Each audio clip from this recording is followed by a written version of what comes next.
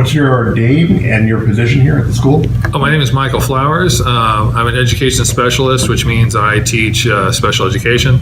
I teach 7th grade world history and 8th grade science.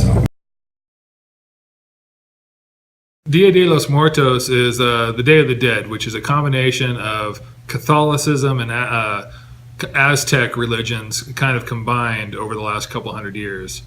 And it takes these two cultures and kind of mixes them together, and you have the indigenous parts and then you have the Christian parts that create this day where the dead can basically come back and experience the pleasures of earth if their loved ones make an offering to them. Well, over 80% of our student population is Latino, and this is to me, I feel like this is a history teacher. It's being culturally responsible to just have them participate in things that they recognize. And also for those other 20% that maybe aren't Latino, they get to kind of introduction to some of the things that are the other students participate in this time of year, not just Halloween, but other things that are going on like the Day of the Dead.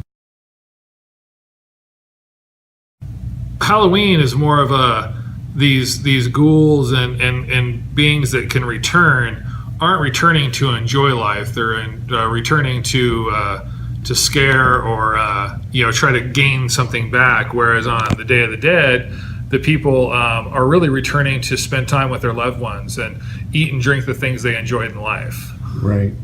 So why would you do an altar, kind of like a public altar with the multiple skulls? Why would you do it here in the classroom? Why do we do a large altar? Generally, you would do an individual ofrenda for one family member, and you'd make an altar just for them. But for the sake of making it a classroom project and a community project, we just do one large ofrenda, one large altar, where anybody who wants to place a picture or an item or anything like that on there, they're welcome to. And in fact, there's several pictures back there. I have no idea who they belong to. People come in and place stuff on there all through the month. Does it get bigger every year? Yes, every year the amount of stuff as far as the decorations for the ofrenda. Not only do people come in and drop off family photos of their departed loved ones, but they also have started bringing items for the ofrenda that can be reused every year. Right. A string of lights, a statue, some candles. I've purchased very few of the things up there. Most of them have been stuff people have brought in. Fresh flowers we get every year from different people. So it really is a community project. At the beginning of October, I do, it's about maybe a 30-minute lecture on Dia De Los Muertos.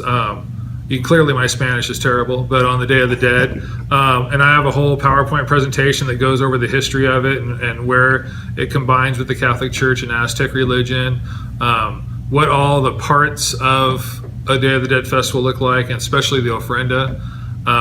So the students that don't have a background on it get a background, and those that already have seen this before get a deeper understanding. Okay.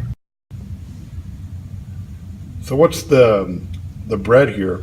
This is pan de muerto, which is bread of the dead, which is a traditional dish or a snack served on the Day of the Dead. Right. Are there any special criteria for the skulls? They're all they're basically the English would be called sugar skulls. If you pan over to this one right here is actually a sugar skull. It's actually a candy. The whole thing is edible, and a lot of times they'll have those to decorate and eat later. Oh, that's good. And those are just like lollipops? Yep, sugar skull lollipops. And that's something you added, right?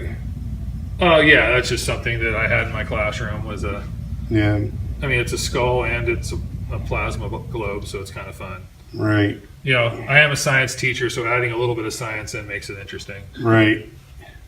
That's pretty good. On Dia de los Muertos, the students are served the special bread. The students have also contributed the sugar skull drawings that are placed on the altar.